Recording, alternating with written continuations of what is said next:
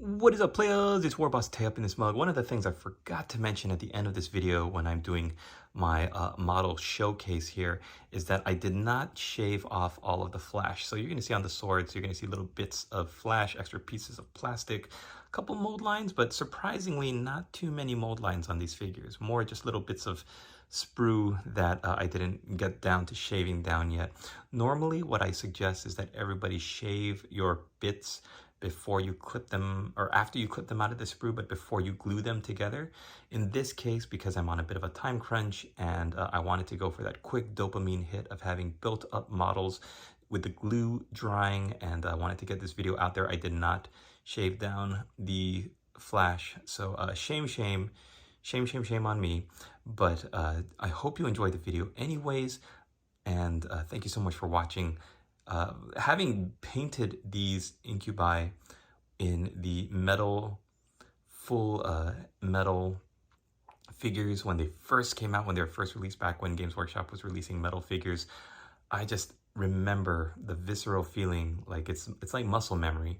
I'm holding this figure now in my hand, but I am imagining and remembering the feel of the metal model while I was painting it. It was so much fun. It was such a great experience.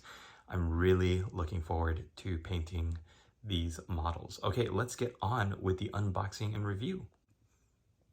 What is up, players? It's Warboss Tay up in this mug. I'm going to unbox this box of incubi, 5 incubi, and I actually got this in the boarding patrol box with 20 witches and a succubus. You can also get it in a box of the combat patrol with a raider, a ravager, Cabalite warriors, as well as an Archon. So links to both of those Amazon affiliate links are down below in the description. Check them out, see if you can get them for a good discount, because I know these Amazon vendors try to provide a discount that's better than the one you would get if you order directly from Games Workshop, or if you were even to pick them up at a retailer. So check them out. Hopefully the discount is going to be really good for you. So incubi, they came out with these, I remember in 2010, they were metal. They felt so good to hold in your hand as you painted them up. It felt like you were doing an actual art piece. You know, there's something about the weight of metal miniatures in your hand as you're painting them. There's nothing like it. Now, they did move them from metal to fine cast, and now finally to plastic. So the plastic is really good. There's more opportunity to kit bash and do conversions and stuff. You're gonna notice that each one of these has the option to do an Inari head, and that's just switching out the helmet for these scarred warrior heads. I don't think they make a difference in the game. It's more just a fluff thing. So here we go. Take a look at the first one here. He's got the big helmet as well as the bigger blade. I think you can also build him up with this first one, you can build him up with the dual blades. Yeah, here we go. So big blade or the 2 dual blades. You could also make him just like, he's a Clavex, he's called. You could also just make him a regular incubi if you want to run a unit without the Clavex character.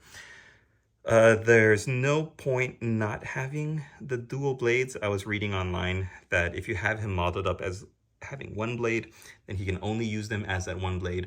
But if you model them as 2 blades, then he can combine them as 1 blade, use them as 2 blades.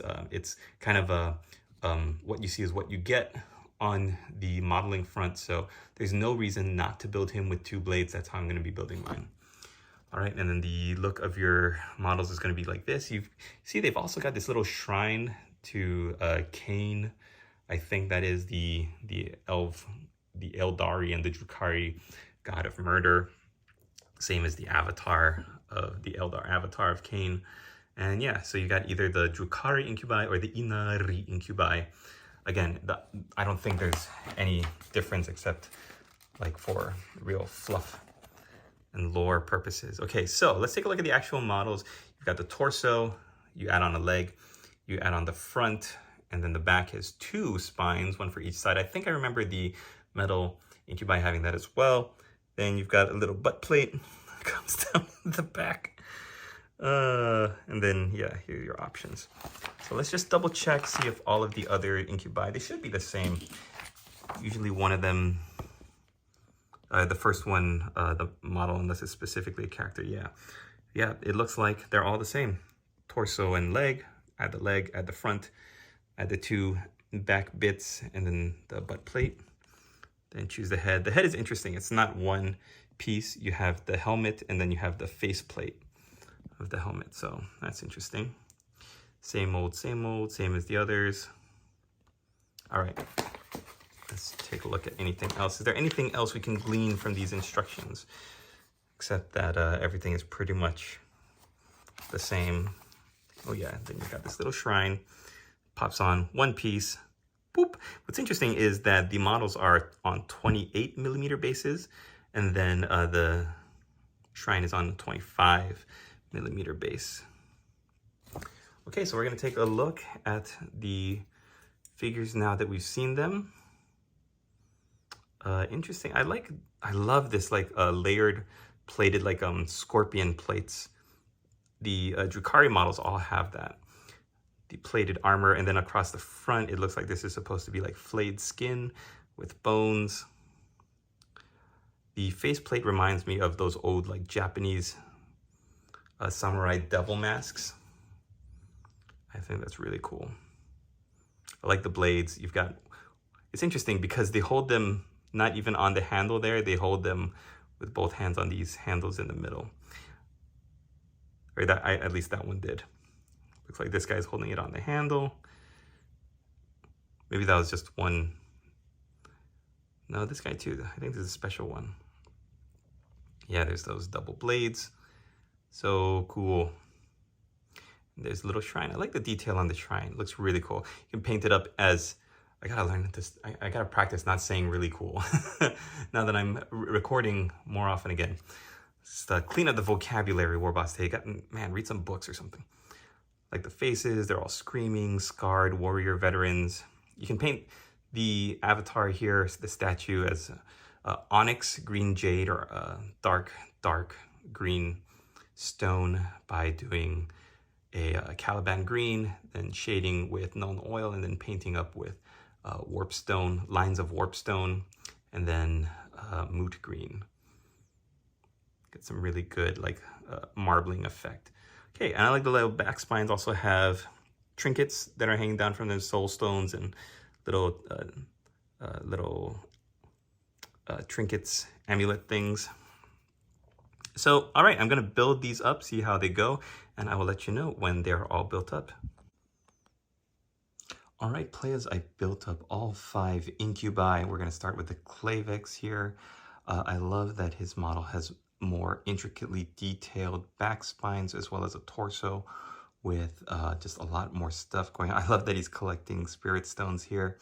It's just terrific. And his pose in these dual wielding blades with his hand. I didn't realize his hands are like down behind him, but then there's a flow of movement for his 2 little arm clots here that creates the impression that he just did a Count Dooku like cross sword move. I just love this model.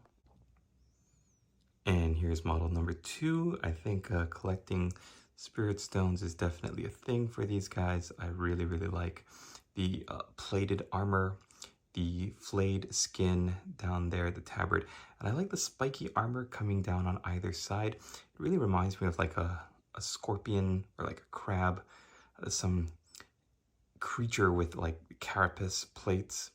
Very dangerous, very lethal looking, and then the helmets have those like dual horns on them. One thing I remembered from building up and painting these models was the weight of them made these spines so heavy to glue on with super glue and keep them there. Having them in plastic really makes it a lot easier to work with. All right, and here's model number 3. We are really getting our money's worth with this video. Again, with the spines, he's collecting spirit stones, amulets, just all sorts of really cool looking things. I like how his back butt plate has been split into 2 with the tabard at the front, kind of creating just this symmetrical illusion there. Just aesthetically pleasing, where it's not a tabard of flayed flesh, but it's like the front has this like kind of peeking through the back, creating the illusion of one like long plated downward triangle. I don't know, guys, I'm exhausted, but I'm having a lot of fun building these models up, and they're gluing together really easily. Model number 4, he's got the heroic pose on top of some rubble there. The one thing that is a difficulty with these models is that the arms have to be glued on separately. So what I mean by that is the weapon is being held by one arm, which glues at the shoulder to the torso, you might remember from the instructions. And the other arm is just basically from the shoulder down to the wrist. So you have two separate places that you have to glue. You have to glue the weapon arm onto the shoulder and get the correct angle. And before that's dry, you have to glue the second arm onto the shoulder, find where the wrist meets the hand of the weapon hand, and then glue that together. And then just kind of squeeze it and hold it together in place so that it'll set. Other than that, though, this is a nice little model there. You can see his little flayed flesh tabard is starting to get a little weathered. It's got some holes in it. Just beautiful models. And here's model number 5. I think you can see some of my plastic glue is still drying there on the elbow or the gauntlet spike. Just I love how these elves are, these dark Eldar, these Drukhari are so spiky. There's spikes and studs on top of spikes, plated spiked plates on their armor, horns with little baby horns behind them. Even the helmet looks spiky down by the mouth. These models are just terrific. And yeah, I can't say enough good things about them. I like how some of them have like this cloth that's flowing to create the illusion of movement. It's also a different texture because the armor is going to be so hard and spiky.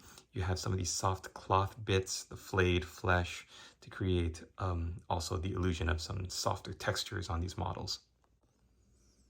And of course, we can't finish off the video without taking a look at the statue here to the god of murder, Cain.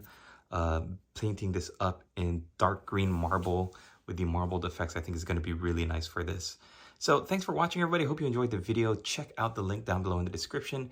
Get you a nice little discount on this box of Incubi. But even better, seriously, if you look at the price tag, guys, if this box costs retail $60 for 5 Incubi, that's like $12 a figure, right?